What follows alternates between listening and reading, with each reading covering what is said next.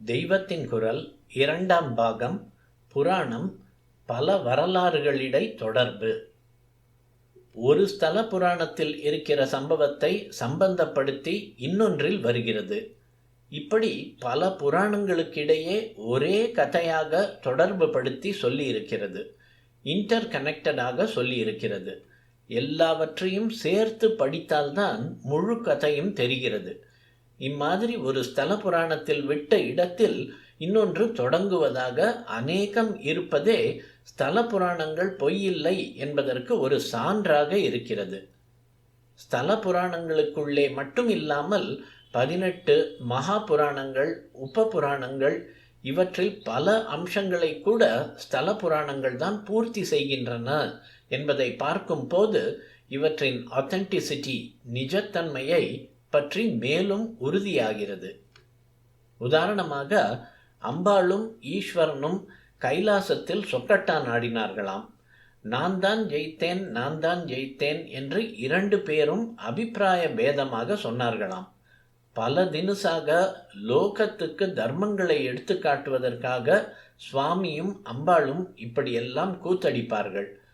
அப்படித்தான் இப்போது அவர்களுக்குள்ளே கலகம் வந்துவிட்டது.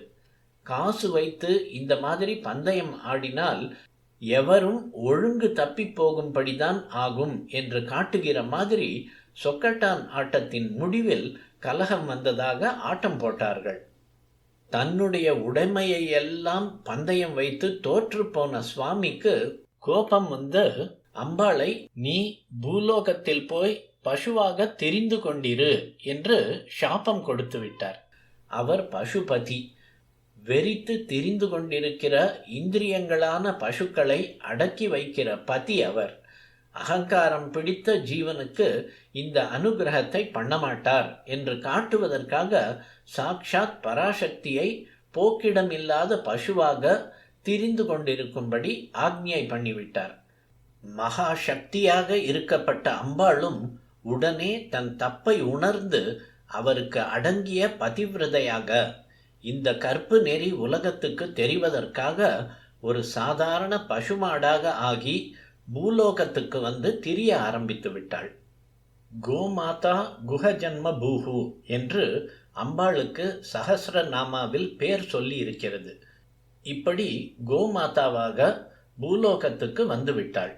மகாவிஷ்ணு அவளுடைய அண்ணா அல்லவா? அந்த பாசம் அவருக்கு. மாப்பிள்ளை ஈஸ்வரன் அவளை விரட்டி விட்டார் என்றதும் அவர் பசுபதியாக இருந்து ரட்சிக்காவிட்டால் போகட்டும், தங்கையை நாம் ரட்சித்து பாதுகாப்பில் வைத்துக்கொள்வோம் என்று நினைத்து மகாவிஷ்ணு மாட்டிடையனாக ஆகி தானும் அம்பாளோடு வந்துவிட்டார். இடையனாகி பூலோகத்தில் அலைய வேண்டும் என்று இவருக்கு ஒரு சாபமும் இல்லை. ஆனாலும் சகோதர வாத்சல்ய தர்மத்தை காட்டுவதற்காக தங்கையோடு கூட தாமும் வந்துவிட்டார். இந்த அனுபவத்திலே ஏற்பட்ட ருச்சியினால்தான் கிருஷ்ணாவதார காலத்திலேயும் மாடு மேய்த்து சந்தோஷப்பட்டார். கோபாலன் என்றே பேர் வாங்கினார். கோபாலன் என்றாலும் பசுபதி என்றாலும் ஒரே அர்த்தம்தான். இந்த பெயர்களை ஆலோசித்து பார்த்தாலே சைவ வைஷ்ணவ பேதம் போய்விடும். அது இருக்கட்டும். அண்ணாவும் தங்கையும் இப்படி கோனாராகவும் கோவாகவும் வந்த ஊர்தான் திரு அழுந்தூர். தேரழுந்தூர் என்று சொல்வது அதுதான். கம்பருடைய ஊர் அதுவே. கம்பர் மேடு என்று இப்போதும் அங்கே இருக்கிறது. அங்கே திருமங்கை ஆழ்வார் மங்களாசாசனம் பண்ணின கோயில் இருக்கிறது. பெருமாள் கோபாலமூர்த்தியாகவே கர்ப்ப கிரகத்தில் பசுவோடு கூட இருக்கிறார். பசுவுக்கு சகாவாக வந்ததால் அவருக்கு கோசகன் என்று பெயர். கோசக க்ஷேத்திரம் என்றே தேரழுந்தூருக்கு பேர் இருக்கிறது. கோ சகர் என்பதை ஆமருவியப்பன் என்று தமிழில் சொல்கிறோம். ஆ என்றால் பசு. அந்த ஊரில் வேதபுரீஸ்வரர் என்ற பெயரில் சிவனுக்கு கோயில் இருக்கிறது. ஓர் ஊர் என்று இருந்தால் ஒரு கோடியில் சிவன் கோயிலும் இன்னொரு கோடியில் பெருமாள் கோயிலும் இருக்க வேண்டும் என்பது பழையகால சாஸ்திரப்படியான டவுன் பிளானிங். தேரழுந்தூரில் உள்ள பெருமாள் கோயிலுக்கு ஆழ்வார் பாடல் இருக்கிறதென்றால் ஈஸ்வரன் கோயிலுக்கு ஞான சம்பந்தரின் தேவாரம் இருக்கிறது. ஆழ்வார்கள் பாடிய ஸ்தலங்களை மங்களாசாசனம் பெற்றவை என்பார்கள். தேவாரம் உள்ள க்ஷேத்திரத்தை பாடல் பெற்ற ஸ்தலம் என்பார்கள். அநேக க்ஷேத்திரங்களுக்கு இந்த இரண்டு பெருமைகளும் இருக்கிறது. தேரெழுந்தூருக்கும் இருக்கிறது. பசுவாக வந்த அம்பாளை மகாவிஷ்ணு புல் மேல் மேயவிட்ட இடங்கள் தேரெழுந்தூருக்கு பக்கத்திலேயே பில்லூர், புல் என்பதை தஞ்சாவூர் ஜில்லாக்காரர்கள் பில் என்றுதான் சொல்வார்கள். மேக்கிரி மங்கலம் என்ற பெயர்களில் இருக்கின்றன. ஆன் ஆங்கூர் என்பதும் இன்னொரு பக்கத்து குக்கிராமம்.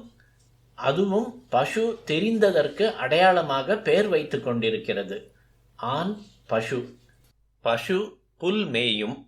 கோனார் மேய விட்டு கூட போய் பாதுகாப்பார். அம்பாளும் மகாவிஷ்ணுவும் ஈஸ்வர ஆராதனை பண்ண வேண்டும் அல்லவா? அதற்காகத்தான் கோசக க்ஷேத்திரத்தில் பெருமாள் வேதபுரீஸ்வரரை பிரதிஷ்டை பண்ணினார். வேதபுரீஸ்வரர் கோயில், ஆமருவியப்பன் கோயில் இரண்டும் ஒரே மேனேஜ்மெண்ட்டில் தான் இருக்கிறது. வேதத்துக்கு கோ ரொம்பவும் அவசியம். யாகத்துக்கு வேண்டிய நெய், பால் முதலானவற்றை தரும் கோ, யாகத்தை பண்ணி வைக்கும் பிராமணர்கள் இருவரும் வேத மதம் விளங்குவதற்கு குறிப்பாக இருக்க வேண்டும். கோ பிராமணேபியோ சுபமஸ்து நித்யம் என்றும், வாழ்க அந்தணர் வானவர் ஆனினம் என்றும் இதனால் தான் சொல்லியிருக்கிறது. அம்பாள் கோவாக வந்த இடத்தில் அவளை அப்படி சபித்தவர் வேதபுரீஸ்வரராக வந்தார். அந்த ஊரில் சமீப காலம் வரை வேதசாஸ்திர விற்பன்னர்கள் நிறைய இருந்திருக்கிறார்கள். அழுந்தை மறையோர் என்று அவர்களை சம்பந்தர் தேவாரத்தில் திரும்ப திரும்ப போற்றி இருக்கிறார். இந்த ஊர் பெருமாளையே ஆழ்வார் ரொம்பவும் வேத சம்பந்தமுள்ளவனாக சாந்தோகா, பௌழியா, தைத்திரியா, சாமவேதியனே, நெடுமாலே என்று கூப்பிடுகிறார்.